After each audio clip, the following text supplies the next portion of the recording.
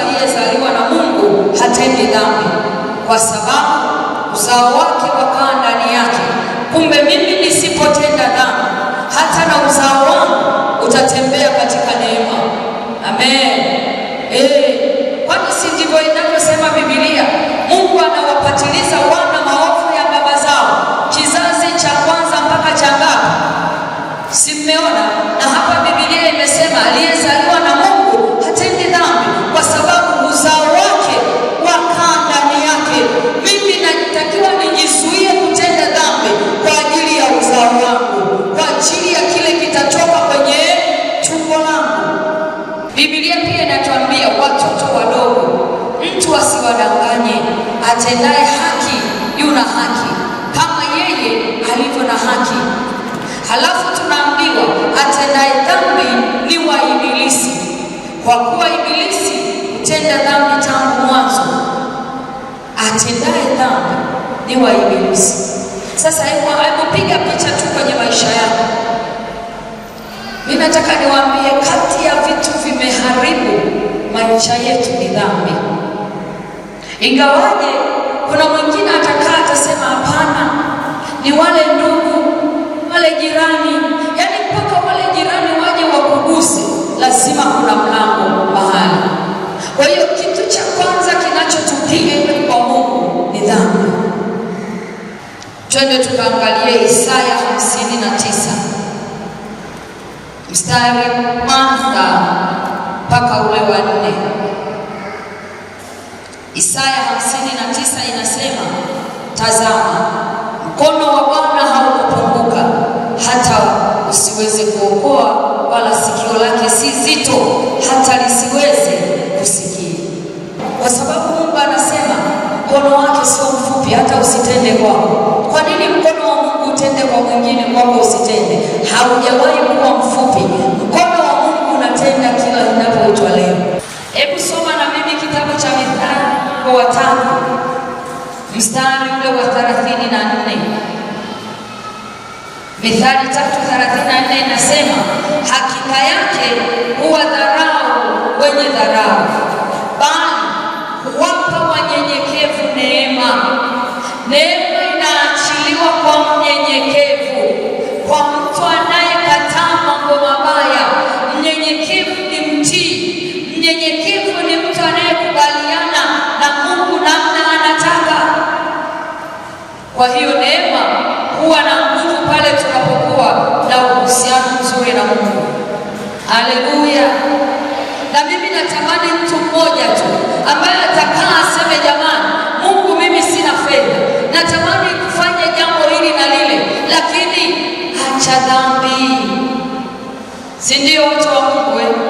Kwa hiyo tunapotenda dhambi tunazuia neema ya Mungu isiwe na matunda kwetu. Hata wale waliopokea neema wakiwa na dhambi, baada ya hapo waliacha. Hata ukitaka kujifunza kwa dada Rahabu, Biblia inamsema na alikuwa nani? Mbona sikusikii? Rahabu alikuwa nani? Alikuwa kahaba, si ndio? Alikuwa kahaba. Yeye anasema alikuwa, kabla neema ya Mungu haijamshukia, mpaka inamshukia Rahabu, alikuwa kahaba. Kwa maana hiyo alikuwa nani? Mtenda dhambi. Lakini neema ilipomshukia, wale watu walipoenda akawapokea, akawatunza. Kwa ukahaba aliokuwa nao, angeweza kuambia, niko tayari kuwatunza, lakini lazima tufanye jambo hili. Hakusubutu kufanya hilo jambo, na badala yake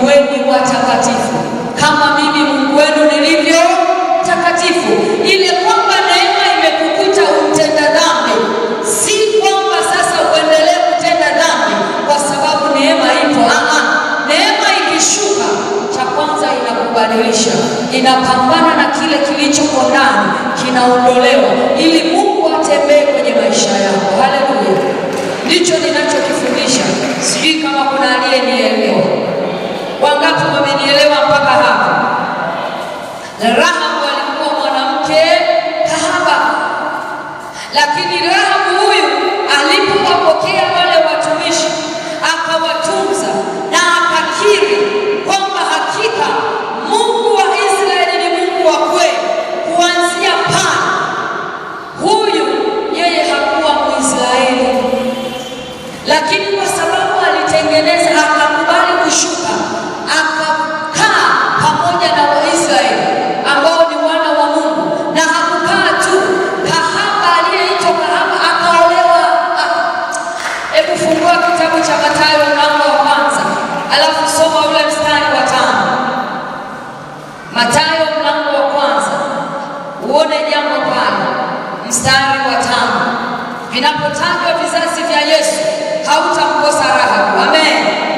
Tunaambiwa Solomon akamzaa Boazi kwa Rahabu, Boazi akamzaa Obedi kwa Ruthu, Obedi akamzaa Yese, Yese akamzaa mfalme Daudi, Daudi akamzaa Sulemani yule mke wa Uria. Ukiendelea pale, Yesu ni mzao aliyetoka kwenye ukoo wa nani? Wa Daudi. Daudi aliyetoka kwa nani? Watu wa Mungu, kwa Rahabu. Bwana Yesu asifiwe. Kwa hiyo nataka nimtie moyo mtu mmoja kwamba haijalishi maisha ulionayo leo, hapa ninapofundisha, haijalishi tabia ulizonazo, haijalishi mwenendo uko nao, lakini baada ya kuwa umeisikia injili hii, badilika, acha dhambi ili uinuliwe. Haleluya! Dhambi ndio mlango unaofunga baraka. Nataka nikuhakikishie kwamba Rahabu alipopokea wale wageni akawatunza, neema ya Mungu ilishuka kwake, akaponya mpaka na ndugu zake na jamaa yote, na akachukuliwa akaenda kuishi na wana wa Israeli pamoja. Lakini nataka nikusaidie jambo moja, Rahabu angeendelea kutenda ukahaba, asingetajwa kwenye vizazi vya Yesu. Bwana Yesu asifiwe. Acha na wewe basi utajwe hata kwenye hili kanisa tu, kwamba katikati ya watu walio na nguvu, jamani, dada fulani naye yuko. Haleluya! Katikati ya wanawake wenye pesa Mungu, acha na wewe utajwe. Haijalishi huko nyuma walikuita masikini, lakini ukiisikia injili hii, hebu itendee kazi, ili basi yale majina ya wenye fedha, majina ya wenye, na wewe uwe mmoja wapo. Ukienda kwenye makanisa ya wenzetu, kama una fedha utakaa mbele, kama una fedha utakaa nyuma. Haleluya! Achana na sisi. Sisi tuna uhuru Bwana. Haijalishi mtu ana fedha anakaa popote, lakini kule hata kama ukikaa watakuinua tu, watakuheshimu. Bwana asifiwe. Acha wakuheshimu mwaka huu, acha wakuheshimu mwaka huu. Yaani wengine mmeninunia, sijui kama itakuwa. Hebu punga na hiyo. Bwana Yesu asifiwe. Haleluya, watoto wa Mungu. Historia mbaya hufutwa pale unapokubali kutembea katika njia ya kweli. Rahabu historia ilifutwa. Leo ukienda kule kwenye kitabu cha Yoshua, Rahabu anatajwa kahaba. Si kwamba makahaba wengine hawakuwepo, inawezekana yeye alikuwa kiongozi wa makahaba, lakini Rahabu maisha yake yalipobadilishwa, anatajwa kwenye ukoo walioshiriki kumleta Yesu duniani. Bwana asifiwe. Hivi muone ni kitu cha kujivunia. Namtia moyo mtu mmoja, haijalishi tabia ulizo nazo, ukiamua kuziacha, neema ya Mungu inakubadilisha, inakuinua. Amen. Mimi nataka nikwambie, sikupi injili ya kukuliwaza kwamba Bwana neema inabadilisha. Pokea neema ya kukubadilisha. Haitakubadilisha, nitakudanganya. Ni mpaka umekubali kuacha dhambi mwanamke, ni mpaka umekubali kuacha dhambi dada, ili utembee katika neema ya Kristo, ili uone matokeo ya neema. Haya Bwana. Bwana asifiwe. Na kupeleka haraka sana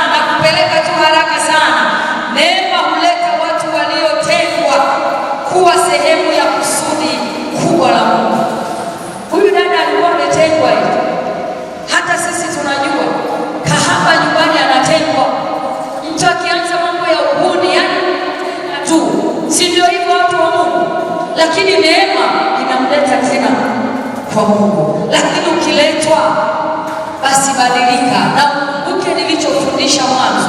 Nilisema neema inakuja kwa mtu wa aina yoyote, mwenye dhambi na asiye na dhambi, yaani huo ni upendeleo.